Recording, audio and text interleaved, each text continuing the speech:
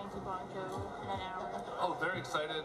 Anticipation has been building since I found out I was going, but it's even more special because I get to go with my father, who's direct descendant of my grandfather, who immigrated to Canada and married my grandmother, who was a First Nations woman.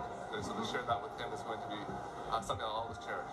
Because of the fear of not being allowed to return to Canada. After all, they had made it into Canada despite the exclusionary laws and the fact that they were not considered citizens. So for many, many years, I never imagined going to my father's homeland. Never spoke about it, never thought about it, never asked about it. Shall we meet together at the lobby at 9:30? During the late 1950s, a confession program was offered for Chinese migrants who had entered Canada or the United States under false claims or with a paper name. While many of them came forth to change this part of their past, a lot of them didn't. Like my Uncle Tommy, he was scared of being deported. But years later, my granduncles finally went back to visit China. But by this time, I was a married man and had children. There were other priorities for me in my life. The whole afternoon at 9. Pearl River Delta. On June 3rd, 1920, as a young teenager, our father, Hong Tim Heng, left his home. Carrying a paper name, he would enter Canada as Jiang Guanfan. He boarded the Empress of Asia, following in the footsteps of his father and other relatives who had already made the journey to Vancouver. With over 1,200 passengers on board, the Empress of Asia embarked from Hong Kong. Although he wasn't allowed in first class, the food was actually better in third class. Our father could order any Chinese food he wanted from the Chinese cooks in the kitchen. 18 days later, it arrived in Vancouver, BC on June 21st.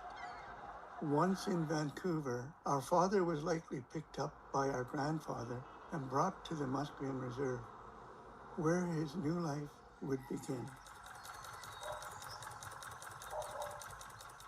My mother was the eldest of 3 sisters, and she stayed home. She did all the laundry, the washing every week.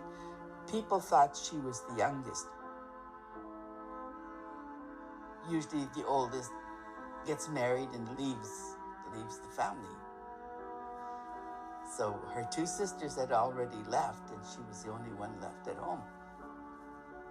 So I don't think she wanted to get married, but I guess my grandfather thought it was okay because my dad was a hard worker.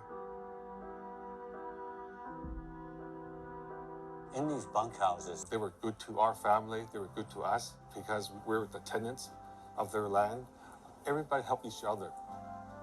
Sure, Mom and Dad grew vegetables, but we shared the vegetables with the local people. We hired them as laborers on the farm. My father did. I remember those days that we played with them out in the field, but they're supposed to be at work. All fun times. all of our work on the farmers' fields to do weeding and those kinds of things. But that was a wonderful experience for me, simply because I got to eat fresh vegetables, carried a salt shaker in my back pocket, got to play all day long.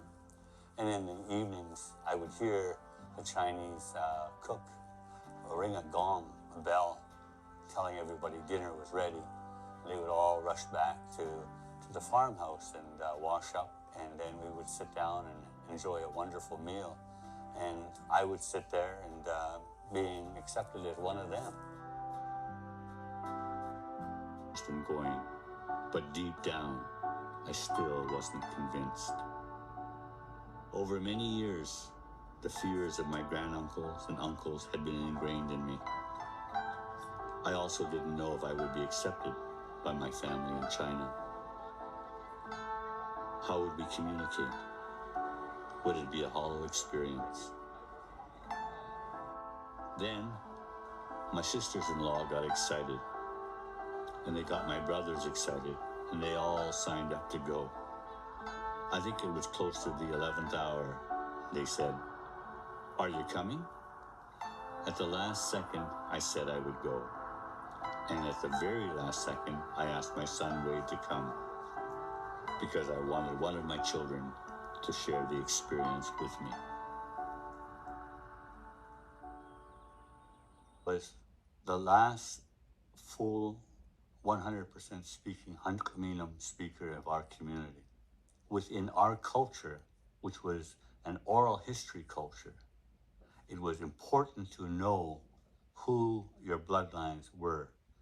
My mother was the genealogist of our family, and the genealogist is so important. My mother didn't have to go around to people. People came to her. Her sisters would come to her.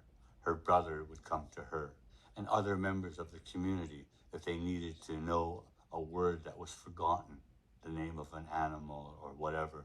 They would say, "Go and speak to Sawakhalwan," or in English, "Go speak to Agnes, she knows."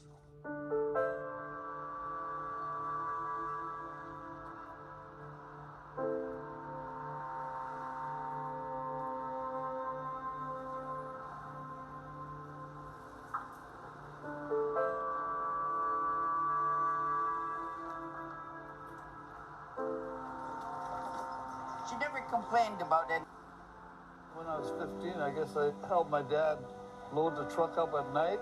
Then at 5 o'clock in the morning, we start delivering all the products to all the different stores. And then after we finished delivering, we'd have breakfast. Did you get paid for it? Oh, I never, not No. from Dad. Oh, you and Larry both got bicycles, though, wasn't it? For Well, first bicycle, I guess. After that, I bought my own bicycle. When we lived in Chinatown, from kindergarten right up to grade 8, Mom used to come and be with us at times, and Dad was in and out of the whatever rooms we were at because we never actually stayed in one place for any great length of time. Mom moved back and forth to the reserve. We're actually latchkey kids. Well, I think that term is there today. We were latchkey kids. everything looks so different. But we were also, I don't know how to explain it because many times we were there alone, on our own. We had no parents, no supervision. Sometime after Howard was born, or by the time that Howard was born, that Mom stayed more at Musqueam than she did in Chinatown. Some of the people down Chinatown called him Chief, so I believe that's why. Our father, who was not around us very much as our mother, was disappointed and argumentative about us not knowing as much Cantonese as Hunkaminam, and had arguments with our mom. Then I know as a child, I made a decision not to speak either language, to speak only English, which I'm sorry for now, because my argument at that time was, I will now concentrate on being a Canadian, not understanding that I had no Canadian rights at that time.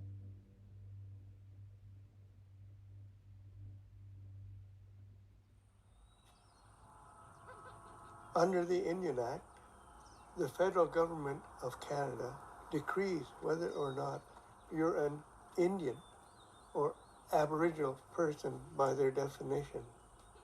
We grew up as Musqueam children. All our teachings had been passed down from our primary caregivers, who were Musqueam. But one day, the government decided that we would be classified as Chinese. We were registered as the bastard children of Agnes Grant. After our parents were married, and before Howard was born, the Indian agent struck a line through the names of me and my siblings, no longer recognizing us as members of the Musqueam Indian Band. With 3 strokes, our lives changed. So every year, our cousins were taken to Indian residential school at St. Mary's in Mission City because they were Indian. We weren't taken because we were Chinese.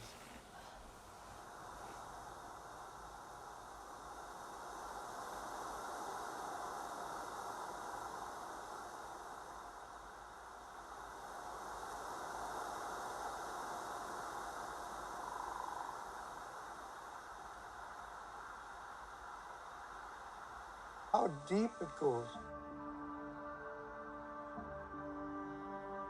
The majority of my cousins have committed suicide in their own way. They've, after leaving here, some by drinking, had 2 of our cousins hang themselves.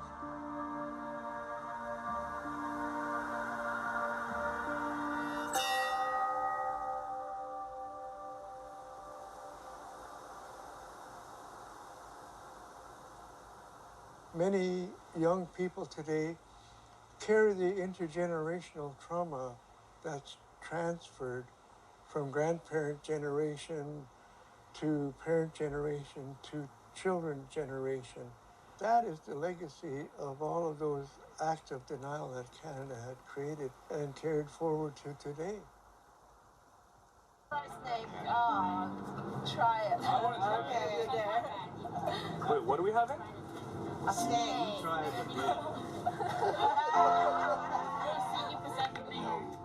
We felt it was important at this time to come and to bring our grandchildren and children so that they too can remember and know with their own eyes as to where their ancestors came from.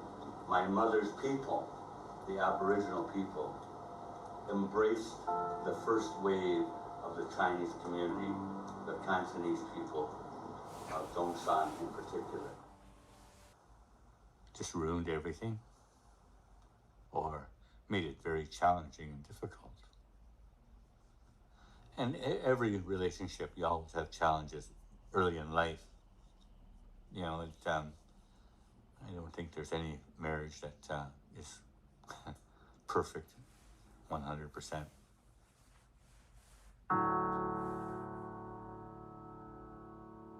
Uncle Tommy.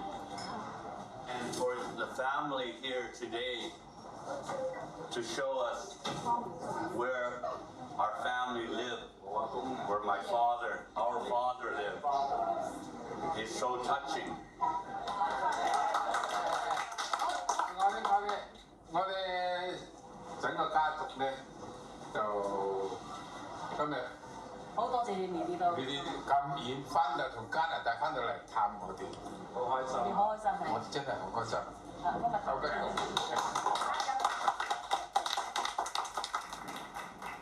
身體健康嚇。好，醫療先好。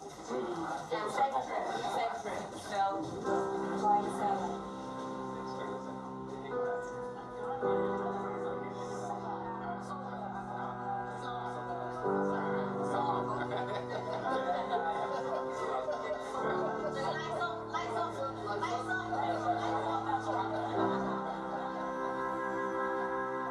And asked the question, did it meet my expectations? It was so similar to how I was raised as a Musqueam person going to visit my relatives on the island that when they saw me, they would say, welcome, you've come home, and embrace me. And then when I went to China, the same thing happened. When all was said and done, I was glad that my Uncle Edmund convinced me to go and make this trip to see my father's village.